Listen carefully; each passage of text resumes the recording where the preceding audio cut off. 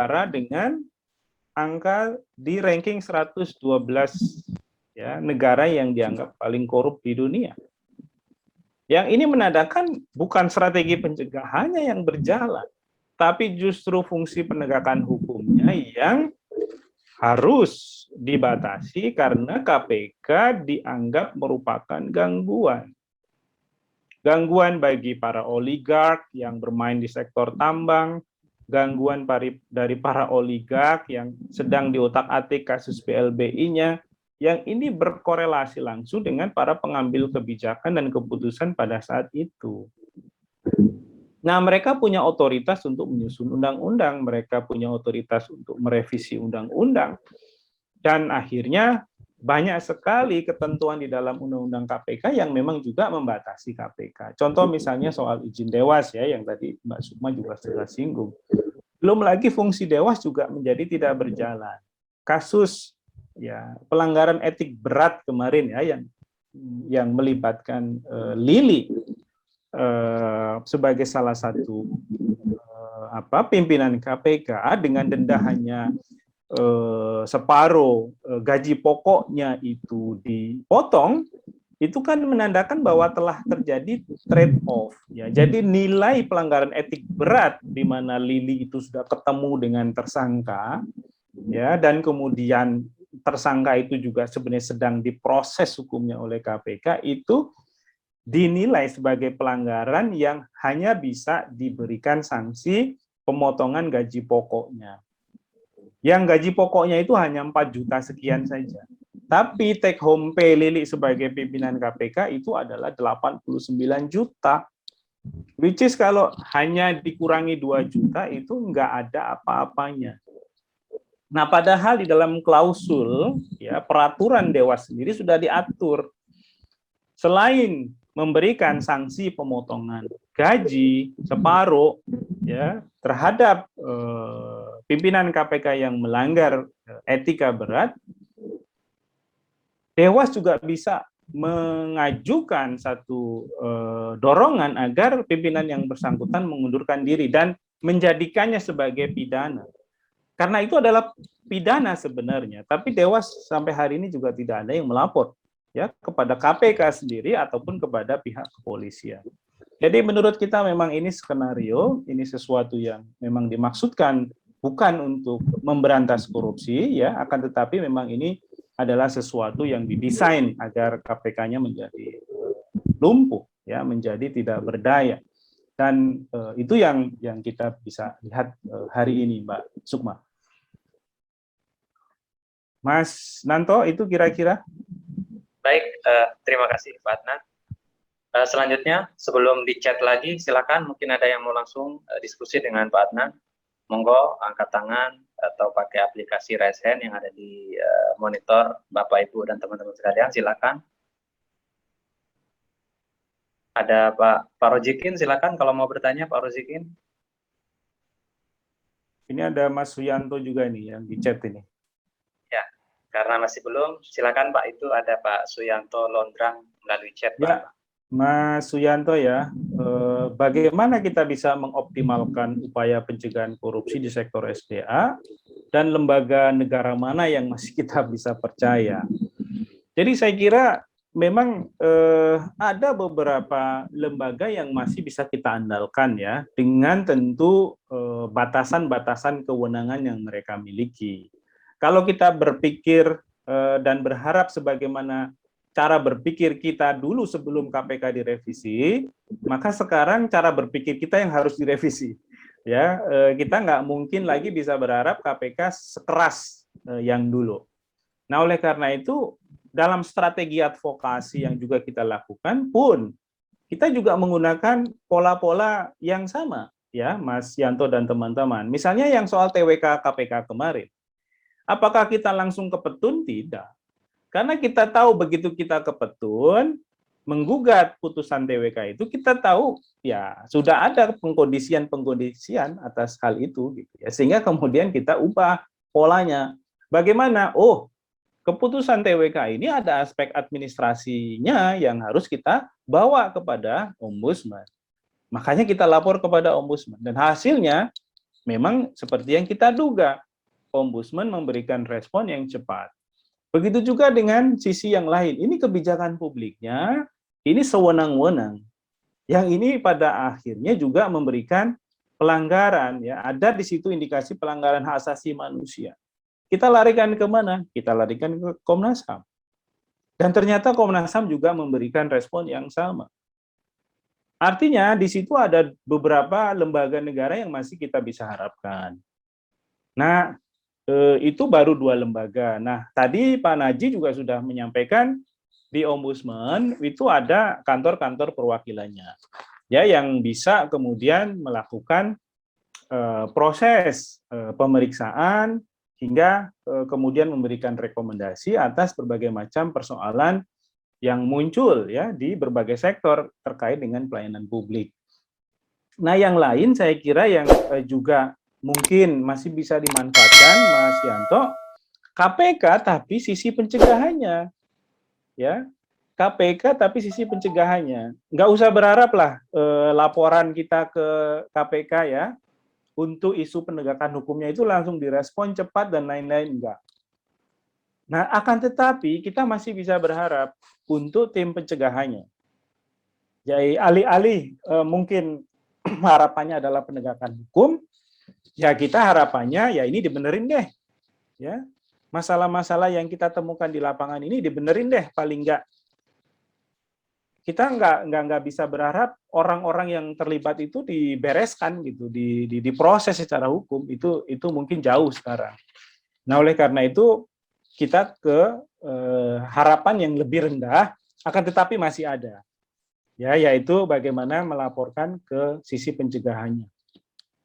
Nah, di luar itu sebenarnya ada beberapa hal yang tadi juga sudah disinggung, misalnya yang ditanyakan oleh Pak siapa di awal tadi soal mengupayakan gugatan-gugatan hukum yang penting, ya, yang mana kemudian di situ sebenarnya kita sebagai warga masyarakat punya hak.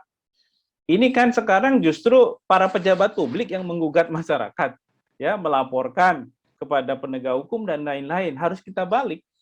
Kita yang harus lebih banyak menggugat, orang kita yang dirugikan kok dari berbagai macam kebijakan publik yang bermasalah gitu.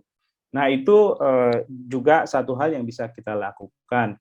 Nah, yang lain yang juga mungkin, ini juga saya nggak tahu, ya, kalau berangkat dari hasil Gen PSDA kemarin, sebagaimana yang tadi saya sudah ceritakan, Mas Yanto dan teman-teman, dinas itu kan bergerak juga di daerah, ya, untuk membereskan beberapa IUP yang bermasalah. Tapi memang kemudian mereka agak mundur ketika diancam oleh pengusaha, dilaporkan kepada penegak hukum.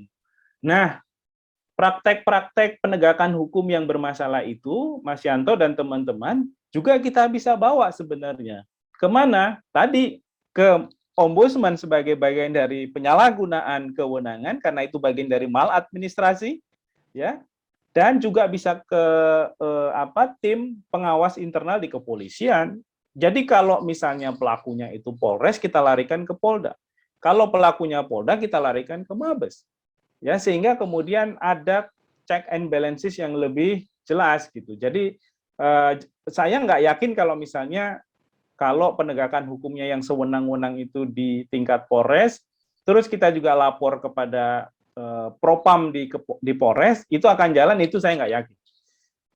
Kalau mau dilarikan ke yang lebih tinggi gitu, ya. Satu contoh sederhana saja. Saya kebetulan punya beberapa teman di Direktorat Tipikor Mabes Polri.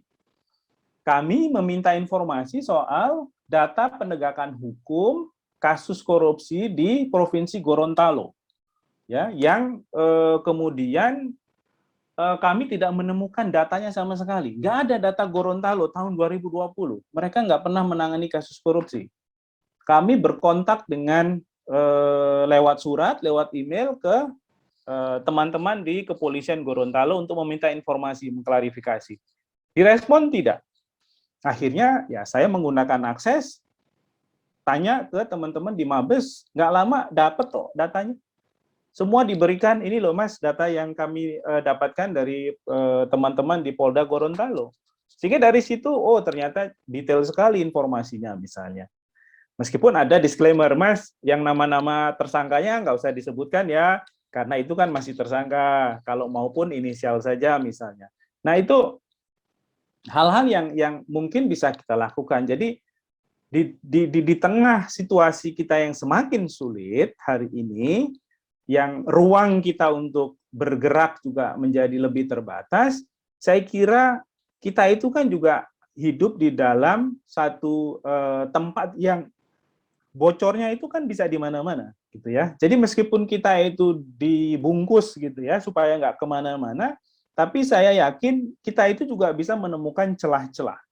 Dan celah-celah itu tadi seperti, oh kita ada ombudsman, kita larikan aja ke ombudsman.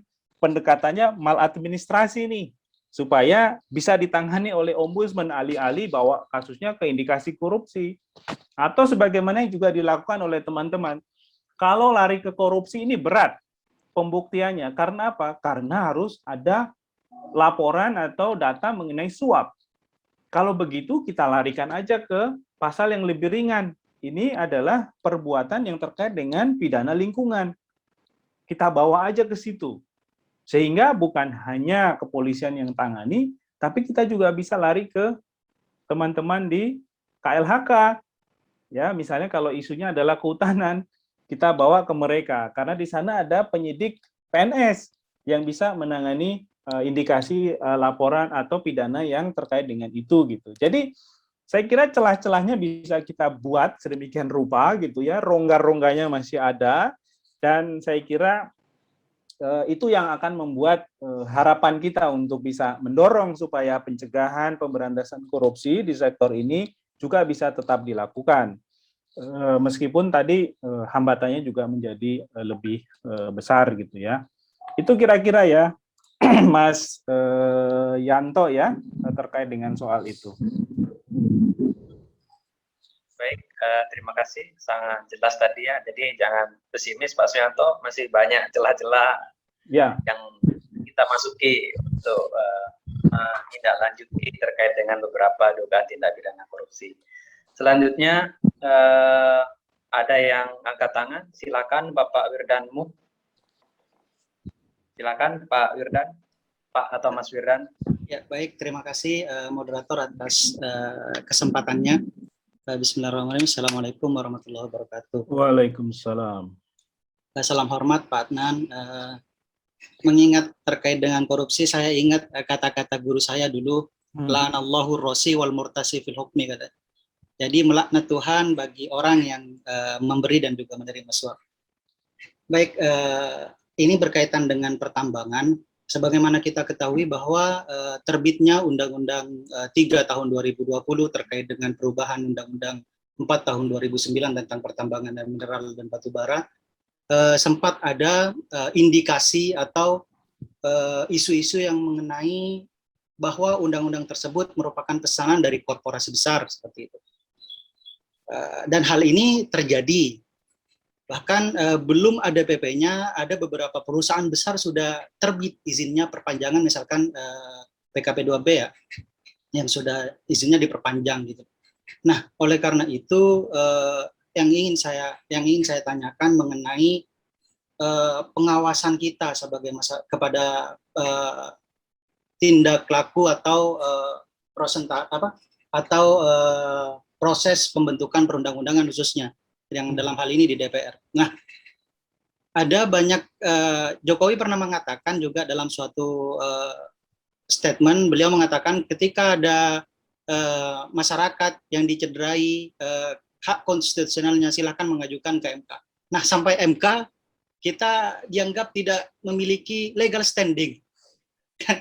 Kan istilah hal tersebut justru ini ya, menjadi ironi menurut kami terkait dengan legal standing itu sendiri. Nah, kembali lagi mengenai Undang-Undang 3 2020 tersebut, saya mau minta pendapat atau minta komentar terkait dengan pandangan ICW nih mengenai adanya indikasi pesanan dari undang-undang itu. Ya. Itu aja dulu, terima kasih Pak Moderator. Wassalamualaikum warahmatullahi wabarakatuh. Waalaikumsalam warahmatullahi wabarakatuh. Wah, ini Mas Wirdan ini pertanyaannya berat ya. ya. Kami di ICW nggak punya bukti, ya. Kita nggak pegang buktinya bahwa ada suap misalnya dari korporasi A kepada anggota DPR. Kalau dulu enak Mas Firdan ya dan teman-teman, itu kadang-kadang anggota DPR-nya sendiri yang ngelapor, ya, dan akhirnya kita bisa follow up dan kita jadikan isu publik gitu ya untuk diproses secara hukum. Nah, dalam kasus yang kemarin nggak ada sama sekali. Tapi kami juga sama seperti Mas Firdan dan teman-teman mendengar selentingan bahwa ini adalah undang-undang pesanan. Yang itu kemudian terindikasi dari misalnya ini anggota DPR kok cepet banget sih bahasnya, ya.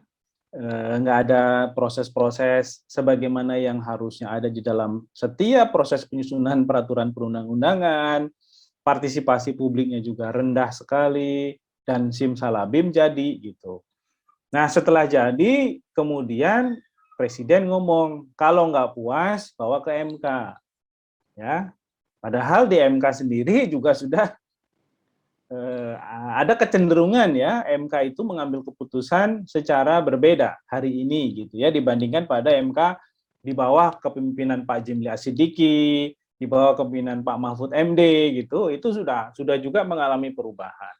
Nah, yang kita amati Mas Firdan dan teman-teman, ini memang ada kecenderungan, ada tren di mana politik kekuasaan itu juga sedang ya ingin mengontrol dan mengendalikan badan-badan yang sebenarnya ini memiliki fungsi sebagai fungsi untuk melakukan check and balances kekuasaan yang kebanyakan didesain sebagai lembaga kuasi negara, ya, lembaga-lembaga pilar keempat ya di dalam isu trias politika kita yang sudah kuno. Kita punya trias politika yang namanya eksekutif, legislatif, yudikatif, tapi sekarang ada pilar keempat yang namanya sebenarnya lembaga kuasi negara itu.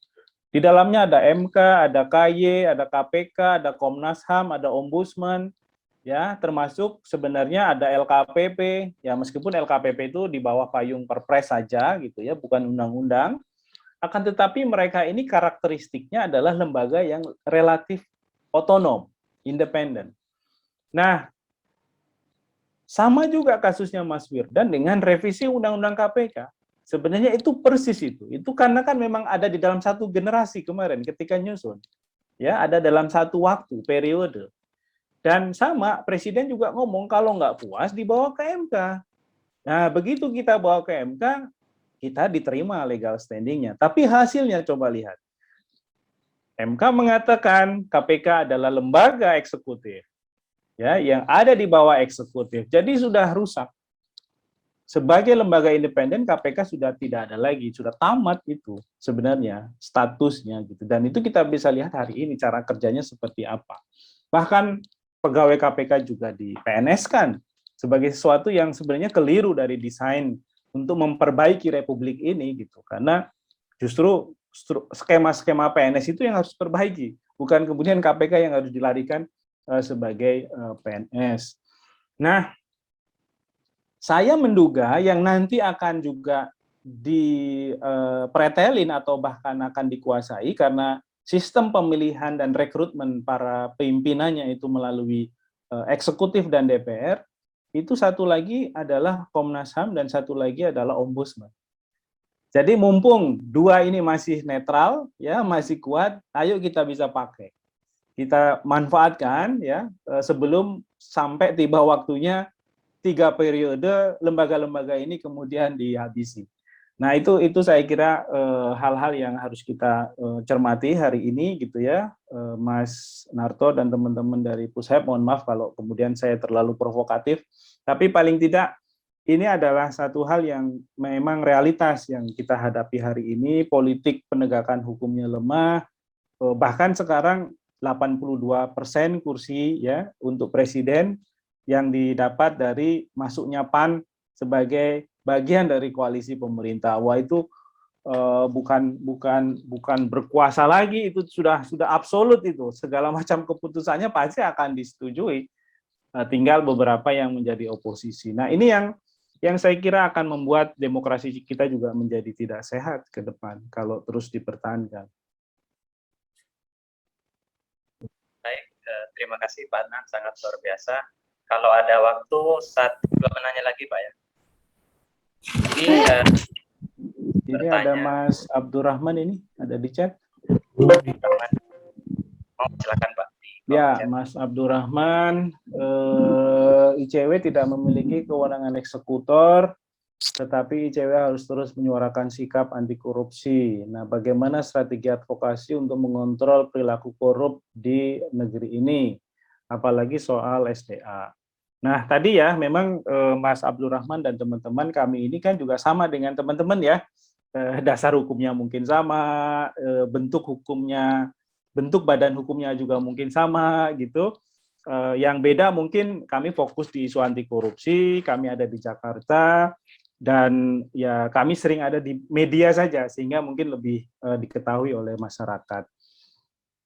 Nah, karena kami juga sama dengan kita semua di sini punya keterbatasan, nggak bisa nangkap orang gitu ya ketika ada indikasi korupsi, hanya bisa dibawa ke pelaporan dan lain-lain, atau mungkin dengan skema-skema naming and shaming misalnya, dipublikasikan, kemudian kita buka data-datanya dan lain-lain. Nah, strategi advokasi itu pada prinsipnya sebenarnya itu kan ada tiga kelompok yang harus terlibat secara bersama-sama ya. Pertama adalah kelompok di garis depan, ini yang mereka langsung bersuara, berkampanye, kemudian melakukan lobby dan lain-lain. Kemudian ada garis belakang, ya, ini yang kemudian membangun dukungan publik, memobilisasi masyarakat agar ikut terlibat di dalam kerja-kerja advokasi kita, dan ada yang tim pendukung. Nah, ini yang menyediakan data, mengolah data, yang melakukan riset, dan lain-lain. Nah, tiga hal ini harus ada dalam setiap advokasi yang kita lakukan. Kalau semuanya dikerjain sendiri, ya capek sekali. Mulai dari minta menggalang dukungan masyarakat kita, melakukan riset kita, kemudian bersuara kita. Wah, ini bisa jebol, ya. Kita bisa sakit karena terlalu capek dan lain-lain. Nah, oleh karena itu syaratnya adalah berkoalisi, berjaringan, networking, itu penting. Dan itu yang juga kita lakukan. Kita berjaringan dengan teman-teman di daerah, kita berjaringan dengan teman-teman di sektor yang lain, misalnya dengan teman-teman YLBHI, LBH, kita juga berjaringan dengan teman-teman AJI, kita juga berjaringan dengan teman-teman di isu anti korupsi di tempat lain ya, yang ada di berbagai tempat di Indonesia. Dengan cara itu, maka kemudian upaya-upayanya juga menjadi lebih mudah. Intinya, yang kita hadapi itu juga terorganisir, yang kita hadapi ini jauh lebih kuat dari kita, yang kita hadapi ini juga adalah kelompok yang super power gitu ya, dan oleh karena itu syaratnya kita juga harus berjaringan, kita harus membangun kolaborasi. Dan ICW tentu pada konteks ini sangat terbuka untuk berkolaborasi dengan teman-teman semua. Ayo kita awasi bersama-sama ya sektor ini, karena ini adalah sektor yang strategis, dan kita bisa lakukan berbagai hal juga bersama-sama agar fungsi advokasi, fungsi pengawasan kita juga bisa menjadi lebih efektif. Itu kira-kira. Baik, terima kasih Pak Adnan.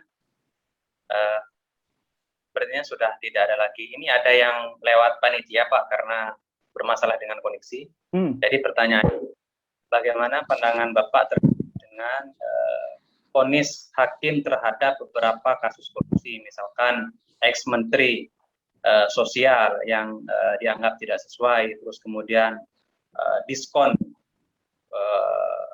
masa tahanan untuk masa penjara untuk Jaksa Pinangki. Bagaimana, apakah ini juga menjadi faktor korupsi itu merajalela di Indonesia? Ya. Silakan Pak.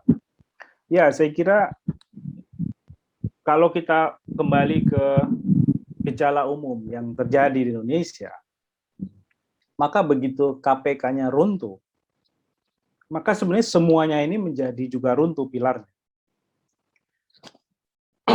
Ya, itu kita bisa lihat fenomenanya kok dengan cepat. Di level eksekutif, semua sekarang ngomong soal rangkap jabatan, itu tidak masalah. Ya. Padahal ini kan aspek etis yang harus tetap kita pertahankan. Orang nggak ada masalah kok. Mau rangkap jabatannya itu 6 sekalipun, itu nggak masalah. Bahkan temuan KPPU itu luar biasa. Ada satu pejabat negara yang rangkap jabatannya itu sampai 10. Itu gimana cara ngatur kerjanya? Ya, masing-masing itu digaji loh. Ketika dia menjabat A, B, C, D, E itu, gitu. Nah, sekarang udah fenomenanya diungkap, fenomenanya dibuka, datanya dibuka. Ada perbaikan regulasi nggak? Ada perbaikan policy nggak? Nggak ada tuh. Bahkan nambah lagi kemarin, ya baru diangkat lagi si A, si B, si C yang kebetulan dulu adalah tim sukses ya dari penguasa hari ini. Jadi itu satu hal.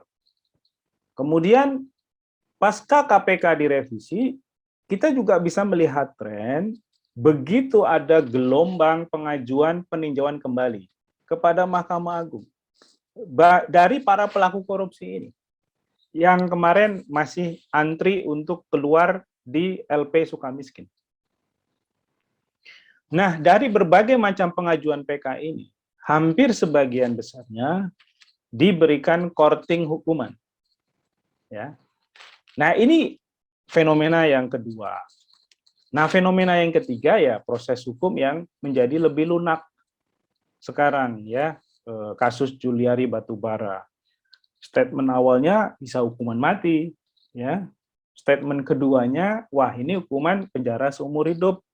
Nah, statement ketiganya kemarin yang konkret dalam dakwaan dan tuntutan hanya 10 tahun, ya. Hakim memberikan 12 tahun, gitu. Jadi ada memang perubahan-perubahan semangat ya, giroh ya di dalam melawan korupsi, yang ini terjadi secara beruntun. Dan kalau kemudian ada yang berpendapat ya penegakan hukum itu harus dikurangi supaya pencegahan mendapat porsi yang lebih banyak, itu juga sebenarnya keliru.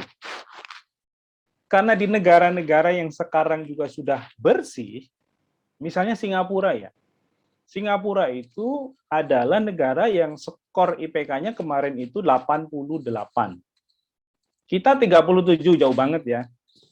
Dia sudah dapat A+, ya lulus, kita 37. Nah, apakah di Singapura penegakan hukumnya dikendurkan? Enggak. Mereka punya satu institusi yang namanya CPIB. Yang CPIB itu malah terus-menerus kewenangannya ditambah diperkuat lewat berbagai macam skema peraturan perundang-undangan yang baru. Jadi di sana itu sampai pada titik orang melakukan korupsi itu harus cari cara yang benar-benar ekstra supaya tidak terdeteksi oleh CPIB. Nah, kalau di sini KPK-nya jangan terus-terusan penegakan hukum, pencegahannya dilupakan. Nah, pertanyaannya siapa yang melupakan pencegahan sebenarnya? Ya. Ini kan terjadi karena tidak ada kemauan politik yang sama untuk mendorong pencegahan korupsi. Misalnya DPR yang waktu itu banyak kasus korupsinya kemudian nyalahin KPK. Ini kan berarti KPK yang salah, kok nggak bisa melakukan pencegahan di DPR. Nah ini gimana? Ini kan keliru logikanya. DPR itu punya tugas juga, ya, di dalamnya adalah fungsi pengawasan dan lain-lain. Loh, kok malah kemudian KPK yang disalahkan gitu. Jadi ada situasi-situasi di mana memang upaya-upaya masyarakat ya, masyarakat sipil di Indonesia untuk mendorong kerja-kerja penegakan hukum terhadap kasus korupsi itu cukup mendapatkan hasil, tapi kemudian mengalami kemunduran ya pasca pemilu kemarin 2014 sampai 2019, dan ini lahir karena demokrasi kita menjadi semakin populis. Demokrasi kita menjadi lebih fokus pada kandidat ya, pada orang pada individu. Sehingga coba sekarang, orangnya dicolek, itu bukannya melihat kritiknya itu benar apa enggak. Langsung rame-rame melindungi. Ya. Nah ini kan bahaya sebenarnya. Karena kemudian ada segregasi, ada pertarungan di level masyarakat sendiri yang juga tidak sehat. Dan ini juga membuat demokrasi kita menjadi tidak sehat. Nah ini tantangan kita, mudah-mudahan 2024 sistem politik kita juga menjadi lebih berubah, ya, kandidasi politik juga menjadi lebih terbuka, tidak ada lagi soal ini satu orang yang harus didewa-dewakan, ya, karena bagaimanapun check and balances itu harus terus berjalan supaya keputusan-keputusan pejabat publik terus bisa diawasi oleh kita. Bukan justru kita justifikasi keputusan-keputusan mereka dengan dasar karena kita adalah supporter, karena kita adalah pendukungnya. Saya juga pemilih loh, waktu 2014, saya tapi absen di 2016. Karena kemudian setelah 2014 ngelihat trennya, wah ini ternyata harapannya juga mengecil gitu. Nah, di 2024 mudah-mudahan perubahan juga bisa kita rasakan lagi. Begitu Mas Narto, teman-teman, Mas Akmal, mohon maaf kalau terlalu jauh ya isunya, akan tetapi memang ini adalah pertanyaan yang tadi muncul sehingga harus saya respon. Saya kembalikan lagi ke Mas Narto selaku moderator. Silakan. Baik, terima kasih Pak Adnan, sangat menarik sekali. Semakin dalam tanda kutip semakin panas di kita semakin siang ini, tapi waktu sudah menunjukkan jam 12:30 kurang, jadi bisa kita akhiri sesi kedua ini. Nanti mungkin kita ada kesempatan di lain waktu untuk diskusi lagi dengan Pak Adnan. Namun sebelum ditutup, silakan Pak Adnan 1-2 menit untuk closing statement. Monggo silakan Pak. Ya, pertama saya mengucapkan terima kasih teman-teman Pushab sudah memperkenalkan saya di forum ini. Mudah-mudahan ini ajang bagi kita untuk saling tahu. Dan mudah-mudahan ini juga menjadi cara bagi kita untuk membangun jejaring yang lebih luas agar gerakan masyarakat sipil menjadi kuat kembali, agar tidak terpecah-pecah, ya, dan agar kita juga punya satu visi, misi, dan agenda yang sama. Apa sih agenda kita semua? Sama kok. Agendanya bagaimana governance itu terbangun, tata kelola itu menjadi lebih baik, sehingga masyarakat yang akan diuntungkan dari program-program pembangunan negara atau pemerintah. Itu saja Mas Narto. Baik, terima kasih banyak Pak. Demikianlah acara diskusi kita pada siang hari ini.